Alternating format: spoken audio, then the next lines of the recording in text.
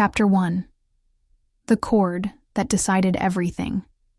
She drifted toward the surface of awareness through a silence so vast it felt like falling into an endless pit. The ICU had been alive with mechanical sound. The pulse of monitors, the hiss of the ventilator, the steady rhythm of artificial breath.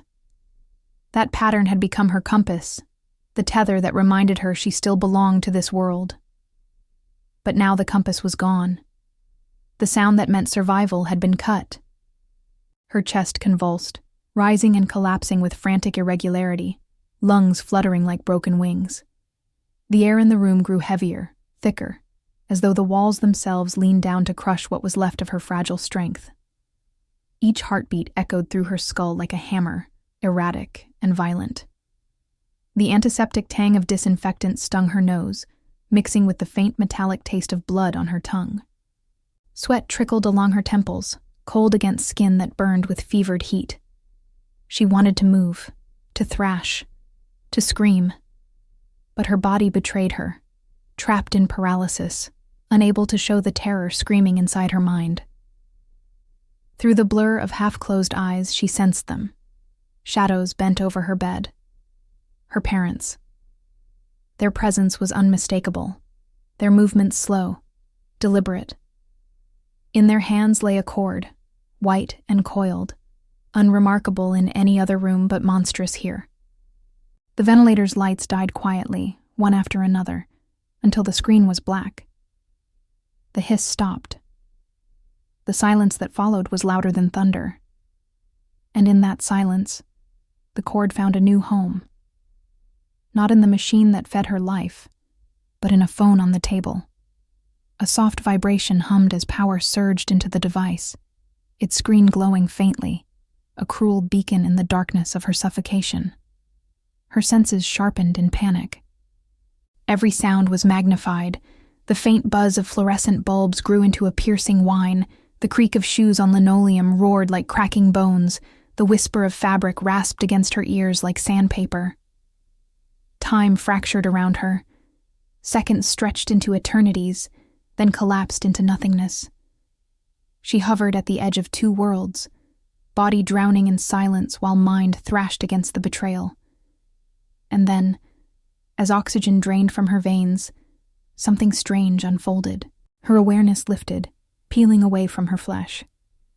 She felt herself rise above her body, looking down through blurred vision at the still figure on the bed. The cords twisted like lifelines below her, one unplugged, another pulsing with borrowed energy. Her chest heaved weakly, mouth opening in silent desperation, while her parents stood oblivious, focused not on her, but on the device that now drew power where her life had been. The distance between existence and departure narrowed into a razor's edge.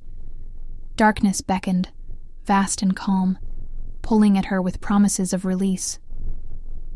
Yet in that moment, hovering above her own fragile body, a surge of defiance struck through her fading soul. Not yet. Not like this. She felt it with absolute clarity. The desire not simply to survive, but to live in spite of them. Her lungs spasmed once more, dragging in a fractured gasp that clawed its way past her throat. The weight of the room pressed harder, but her spirit pushed back. She realized then that her awakening would not be a gift from medicine or from fate. It would be her own rebellion against abandonment. In that sterile, indifferent room, she chose to fight her way back into her body. And as the darkness trembled at the edges of her vision, she knew the cruel truth. Death had come close, not by chance or illness, but by their hands. And because of that betrayal, she would not let go. Chapter 2. Childhood measured in small economies. Her earliest memories did not glow with warmth or safety. They carried the faint chill of numbers, whispered at the kitchen table, scribbled in notebooks, muttered under her parents' breath, as though her very existence could be reduced to subtraction and cost. Even as a child, she sensed she was not a daughter to them, but a calculation. A running tally of what she consumed, what she owed, what she prevented them from having. When she brought home her first drawing from kindergarten, her father did not place it on the refrigerator.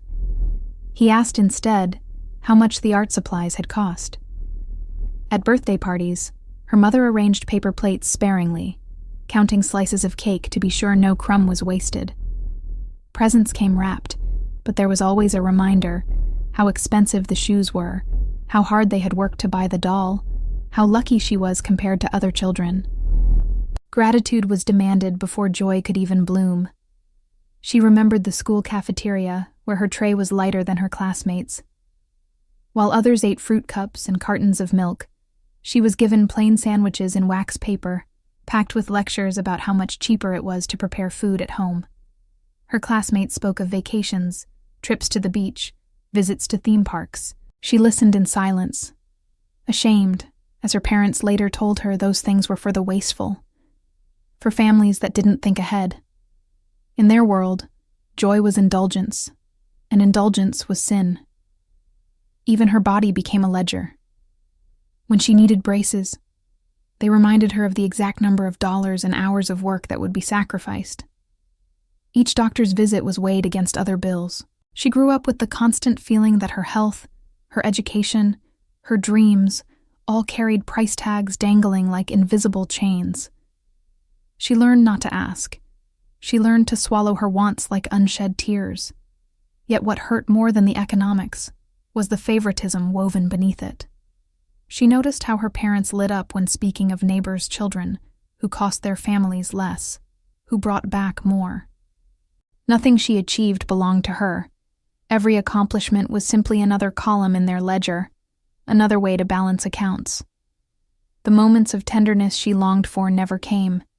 Instead, she was taught to measure herself in units of worth, grades, costs, sacrifices. She understood love not as unconditional, but as a trade, a bargain she could never quite fulfill. By the time she reached adolescence, she had become skilled at silence. She learned how to hide desires, how to pretend she wanted nothing, how to survive by shrinking her needs so small they might escape notice. But late at night, lying in her narrow bed, she would press her face into the pillow and imagine another kind of home. A place where laughter was not weighed, where hugs were not rationed, where a child's smile was not calculated against bills. She longed for proof that she was more than a cost. Instead, she grew into the certainty that she was expendable, replaceable, easily set aside. Looking back from the hospital bed, years later, she could trace the line clearly. The moment when her parents pulled the cord in the ICU had not been a sudden cruelty. It had been the final chapter in a story that began long before, in whispered arithmetic and cold dismissals. They had been preparing her all her life for the day they would measure her against something as small as a phone and find her lacking. Chapter 3: The Coma and the Betrayal. Inside the coma, time unraveled. Days and nights dissolved into an endless gray ocean, where she drifted without anchor.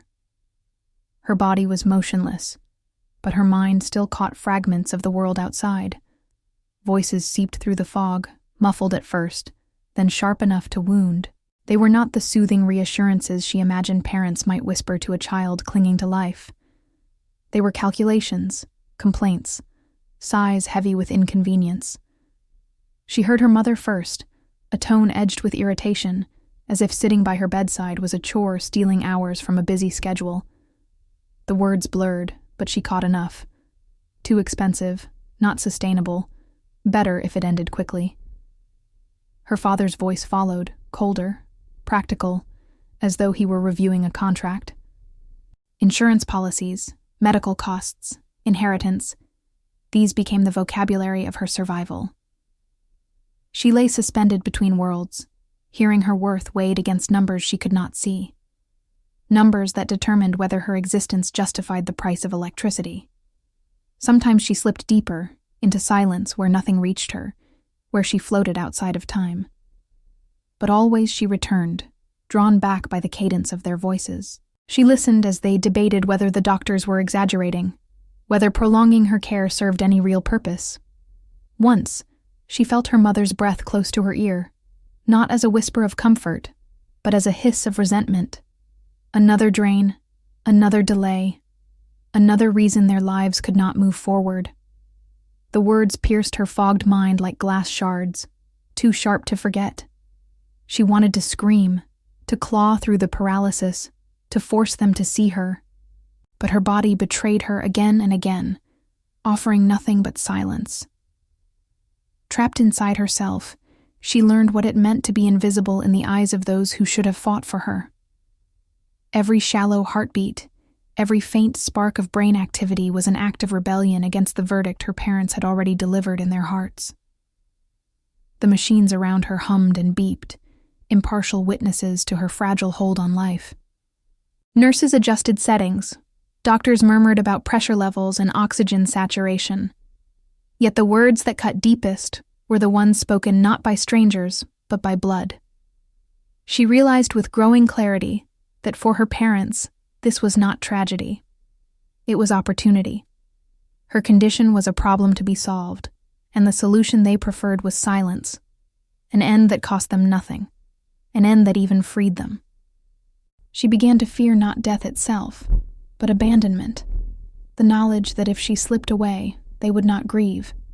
They would tidy her absence into paperwork and signatures, into boxes ticked on forms, into the smooth efficiency of lives resumed.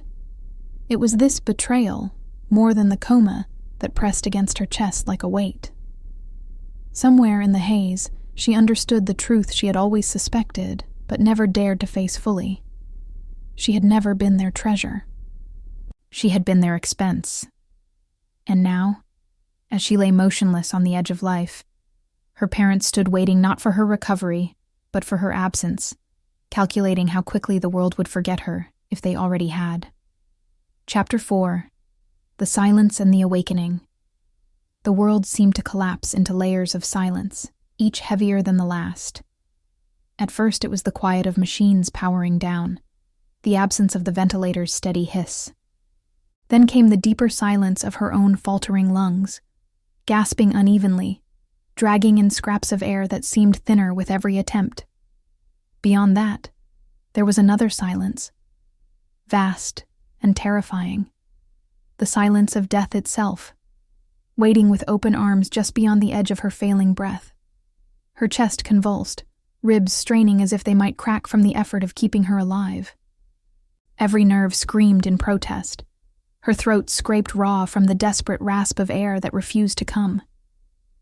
Yet even as her body betrayed her mind sharpened.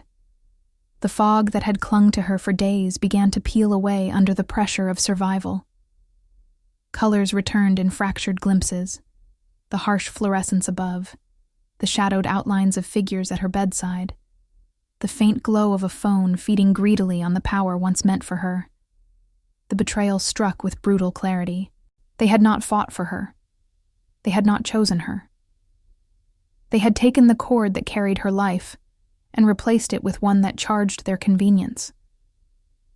In that instant, she understood that death had not reached for her by chance. It had been delivered by the very hands that had once guided hers across a street, tied her shoes, lifted her into bed. The truth burned hotter than the lack of oxygen. Yet something deep within her refused to surrender. It was not the body that fought. It was the soul. Her awareness surged upward, hovering at the fragile line between leaving and returning. She felt as if she had risen above herself, weightless, observing the still figure below with a clarity unclouded by pain. She saw her own chest rise and fall in shallow jerks, saw the cords snaking across the sheets, saw the faint light of the device that had replaced her worth. For a moment, she drifted toward the dark expanse pulling at her, promising peace and an end to betrayal. But then came a spark, small, defiant, buried deep in the core of her being. It whispered, "Not yet. Not like this." The injustice that pressed against her chest ignited something she had never felt so fiercely before. The will to live not because she was loved, but because she deserved life regardless of their indifference.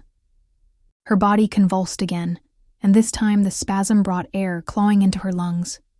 The first gasp was shallow, almost useless, but it was hers. Her throat burned as oxygen scraped its way inside, each breath jagged, uneven, but undeniable. Her eyelids fluttered, tearing apart the darkness. Light seared into her vision, blinding and merciless, but she clung to it as proof that she was still here. Her parents did not notice at first. Their attention lingered on the glowing phone, oblivious to the miracle unfolding inches away. But she knew. She felt the weight of the room pressing differently now, not only as a suffocating force, but as a stage for her defiance. With every stuttered breath, she pulled herself further from the abyss, each inhale a declaration, each exhale a refusal to vanish. The silence had not claimed her. Against the will of those who should have loved her, against the pull of death itself, she had awakened. And with that awakening came a new kind of clarity. She would never again measure her life by their choices. Her survival belonged to her alone. Chapter 5. The Second Life. The days that followed her awakening were not triumph, but trial. Each morning began with the raw ache of lungs that had forgotten how to draw air without struggle. Every breath scraped her throat, shallow and uneven. But it was hers to claim. Nurses hovered, adjusting monitors, murmuring encouragement, but the real battle unfolded silently within her body. Muscles wasted by weeks of stillness trembled under the weight of the simplest commands. To move a finger required the same effort once spent running. To lift her head felt like pulling a mountain from the earth. She learned to measure progress not in leaps, but in fragments. A twitch of the wrist. A toe shifting under the blanket. The faintest swallow of water without choking. Each victory was small, but it carried the magnitude of survival. She began to feel her body again, the sting of needles in her veins, the heavy pressure of casts and braces, the raw soreness of skin against sheets. Pain became her proof of existence, a reminder that she was no longer floating in silence, but anchored once more in life. Her parents visited rarely. When they did, their eyes scanned the room, the equipment, the bills at the nurse's station, rather than her. They sat stiffly in plastic chairs, speaking in low voices about costs, legal matters, inconveniences. Their words carried no warmth, only calculations. She lay listening, her body too weak to protest, but her mind sharpened with every passing day. The machine that kept her alive no longer hummed for them. It hummed for her, and for the fight she had chosen. Rehabilitation began in halting steps. Therapists coaxed her legs to bear weight, bracing her fragile frame between metal rails. Her knees buckled, her chest heaved, sweat poured down her back. More than once she collapsed into their arms, humiliated and exhausted. Yet she rose again, teeth clenched, eyes burning with quiet fury. Each stumble was followed by another attempt. Each failure seeded determination. She would not surrender her body the way her parents had surrendered her life. In the stillness of the nights, when monitors blinked like tiny stars and the ward fell quiet, she let herself think of what survival meant. Her breath rasped in the dark, but she listened to it as though it were the most sacred music. She realized then that she had been given not a continuation of the old life, but the beginning of another. One not bound to ledger books and conditional affection. One not dependent on whether she was useful or convenient to anyone else. The more she healed, the more distance grew between her and the people who had abandoned her. Their absence became less painful, almost liberating. She began to imagine futures where they did not exist, where she walked forward unburdened, carrying only the knowledge that she had chosen herself when they had not. For the first time, she believed her existence had value not because someone measured it, but because she alone decided it was worth preserving. Her body ached, her steps were unsteady, her scars raw. Yet with every strained breath and faltering stride, she was building something new. She was not simply recovering, she was becoming. The second life was harder, lonelier, but it was undeniably her own. Chapter 6. My Choice. When she finally stood without assistance, the world felt unfamiliar beneath her feet. The floor was steady, but her legs trembled, unaccustomed to freedom. Each step carried the weight of everything she had endured. The silence of the machines, the betrayal at her bedside, the long climb back from the edge of death. The doctors called it recovery. She knew it was more. It was reclamation. Her parents appeared once more, summoned by routine signatures and legal forms. They entered the room as strangers would, cautious, impatient, their voices clipped. Their eyes slid past her scars, past the tube still coiled at her side, focusing instead on documents and balances. She realized, with sudden clarity, that their presence had never been about her survival. It had always been about control, about convenience, about obligation twisted into resentment. And now, faced with her return, they could not hide their discomfort. She listened as they muttered about expenses, inheritance, wasted time, not a single word of awe that she had clawed her way back from nothing, not one expression of gratitude that she still breathed. The bitterness inside her crystallized into resolve. For years she had bent herself to their demands, shrinking her needs, begging silently for their affection. But she was no longer that child. The girl who measured her worth against their approval had died in the silence of that unplugged machine. The woman standing in her place had been born in defiance. When she left the hospital, she did not ask them for a ride. She did not glance back at their shadowed figures in the doorway. Her steps were weak, her gait uneven, but every movement forward was hers alone. Outside, the air tasted different. Harsh, cold, but real. She filled her lungs with it until they burned, cherishing the pain as proof of life. She returned not to their house but to a place of her own, a small apartment with peeling paint and creaking floors. It was imperfect, but it belonged to her in a way her childhood home never had. She decorated not with expensive things, but with symbols of survival. A potted plant that needed her care, books stacked haphazardly on the floor, a mirror she dared to face without shame. Each corner whispered freedom. In quiet moments she thought of them, of the cord pulled from her lifeline, of the hum of the phone that mattered more than her breath. The memory no longer crushed her. It clarified her. They had shown her the measure of their love, and in doing so, they had freed her from ever needing it again. She chose no longer to chase what would never be given. She chose to carry her scars as emblems, reminders that she had lived despite them. And most of all, she chose herself. Not as a cost, not as a burden, but as a life worth living. The world outside stretched wide, uncertain, filled with risks and pain, but as she walked into it, she carried a truth carved in silence and betrayal. She had been unplugged, left to die, and still she rose. Her future would not be defined by their choice. It would be defined by her own.